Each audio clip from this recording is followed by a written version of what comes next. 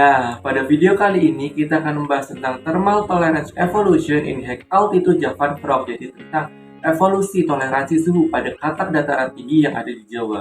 Jadi topik ini tuh sangat menarik untuk kita bahas. Kenapa? Karena ternyata katak dapat hidup di tempat yang dingin seperti di Dieng. Jadi mereka memiliki cara tersendiri untuk dapat menyesuaikan diri mereka agar dapat hidup di suhu yang ekstrim. Jadi kalau kita bahas tentang amfibi, misalnya katak atau kodok itu, mereka termasuk hewan ektotermik yang artinya mereka tidak dapat menghasilkan panas suhu tubuh sendiri. Jadi suhu tubuh mereka itu bergantung pada lingkungannya.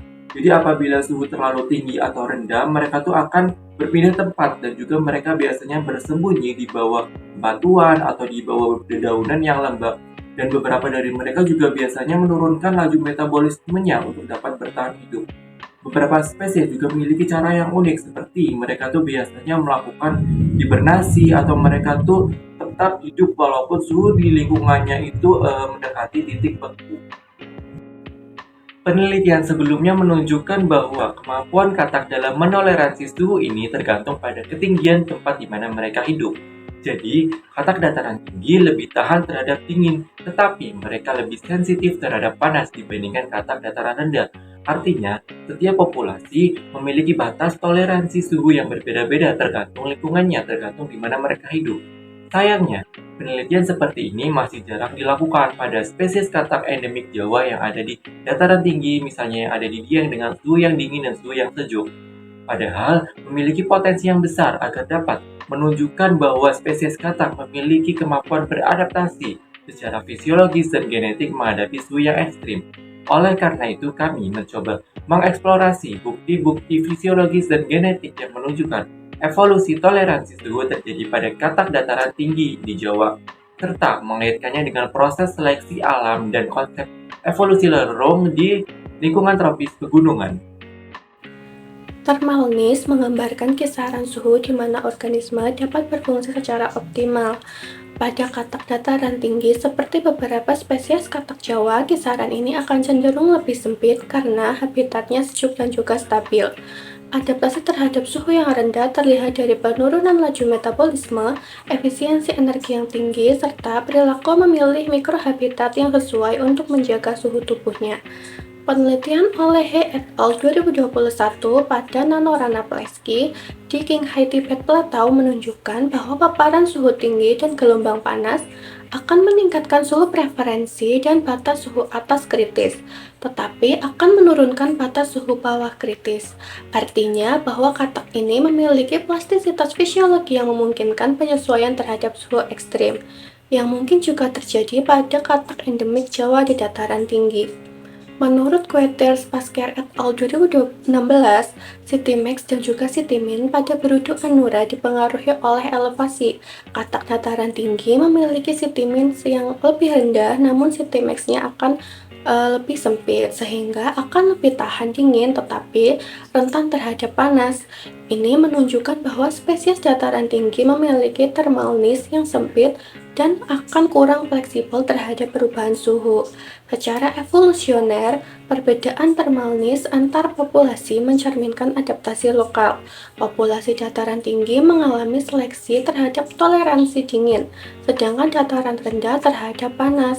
Shishino et al. 2023 juga menemukan bahwa peningkatan Citimax dapat berevolusi sebagai respon terhadap perubahan iklim, menunjukkan kemampuan adaptasi katak terhadap tekanan suhu global.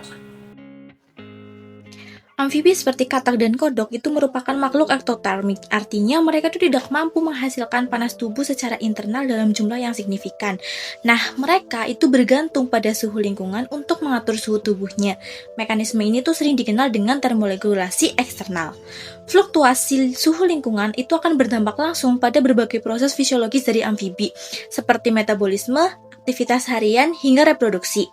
Nah, untuk menjaga suhu tubuhnya tetap di ambang batas untuk mendukung kehidupan, itu mereka melakukan adaptasi seperti strategi perilaku dan fisiologis yang luar biasa. Secara perilaku, katak itu akan dapat berpindah-pindah lokasi dari yang lebih hangat atau dari yang lebih sejuk sesuai dengan kebutuhan mereka. Mereka juga sering bersembunyi di bawah batu, dedaunan, atau bahkan mencari tempat yang lebih lembab untuk menghindari suhu ekstrim dan mencegah kehilangan cairan yang berlebihan saat suhu tinggi. Tindakan tersebut itu membantu menjaga tubuh agar tetap optimal untuk aktivitas metabolisme. Nah, namun perilaku itu saja tidak cukup. Nah, amfibi sering juga melakukan atau menunjukkan adaptasi fisiologis yang luar biasa, seperti mereka menurunkan laju metabolisme untuk menghemat energi dan air. Beberapa spesies bahkan mampu untuk memasuki fase hibernasi atau torpor saat suhu sangat rendah dan bertahan dalam kondisi yang hampir beku dengan cara mencegah pembekuan cairan tubuh secara internal. Nah, itu merupakan bentuk adaptasi ekstrim yang memungkinkan mereka bertahan hidup di lingkungan yang tidak bersahabat. Konsep evolusi yang mendorong adaptasi katak di dataran tinggi adalah directional selection yang menyebabkan evolusi niche iklim atau niche evolution dengan fokus kepada toleransi dingin atau setemin. Secara umum, suatu spesies cenderung mempertahankan niche iklim leluhurnya.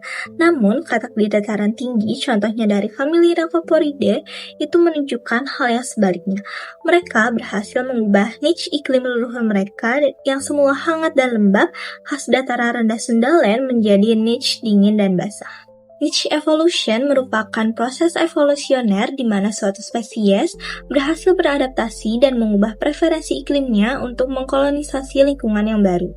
Pendorong utama niche evolution pada katak dataran tinggi adalah tekanan suhu dingin, khususnya suhu minimum selama musim dingin dan tekanan dingin di malam hari. Individu katak dengan setemin yang lebih rendah ini memiliki kemampuan bertahan hidup yang lebih tinggi di dalam kondisi yang ekstrim.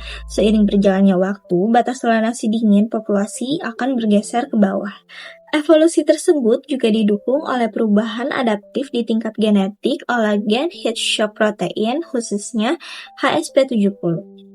Gen HSP70 ini berfungsi sebagai molecular chaperone yang bertugas untuk menjaga integritas protein seluler agar tidak rusak dan menggumpal akibat cold shock saat suhu mendekati setemin. Populasi katak pada dataran tinggi Dieng diduga telah mengembangkan ekspresi gen HSP70 yang lebih tinggi. Perubahan genetik ini pada akhirnya memungkinkan sel katak mempertahankan fungsi vital pada suhu yang jauh lebih rendah. Di dataran tinggi yang dingin, suhu udara bisa turun drastis pada malam hari. Tidak semua katak mampu bertahan. Hanya katak dengan kemampuan tubuh untuk menahan suhu dingin atau memiliki nilai setemin rendah yang bisa tetap hidup. Gambar A merupakan grafik perbedaan setemin kedua katak dengan pengaturan aklimatisasi suhu yang berbeda. Gambar B menunjukkan katak tampak sehat dan normal. Ini mewakili katak yang beradaptasi pada suhu rendah dengan setemin rendah yang mampu bertahan di kondisi dingin. Sementara itu, katak pada gambar C dengan aklimatisasi suhu lebih hangat tidak mampu beradaptasi dengan suhu rendah dan akhirnya mati akibat dingin ekstrim. Ketika suhu menurun, katak yang bertahan akan mencari tempat berlindung di bawah batu atau di daunan lembab. Beberapa akan berdiam diri untuk menghemat energi, menurunkan aktivitas hingga kondisi lingkungan kembali hangat. Perilaku sederhana ini menjadi bentuk adaptasi alami agar suhu tubuh tetap stabil dan air dalam tubuh tidak cepat hilang. Pada kondisi suhu rendah, laju metabolisme katak ikut menurun. Proses ini membantu mereka menghemat energi dan memperpanjang waktu bertahan hidup. Katak dengan kemampuan menurunkan metabolisme secara efisien akan lebih mudah melewati musim dingin ekstrim. Dari waktu ke waktu, sifat ini diwariskan ke generasi berikutnya, membentuk populasi katak yang semakin tahan terhadap suhu dingin.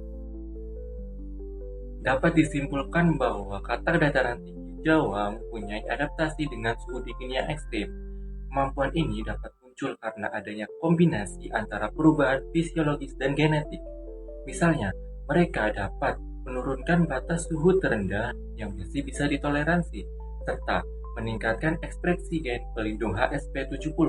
Proses ini juga menggambarkan terjadinya niche evolution, yaitu menggambarkan bagaimana suatu spesies katak dapat menyesuaikan diri dengan lingkungan baru tanpa kehilangan kemampuan dasar dari leluhurnya.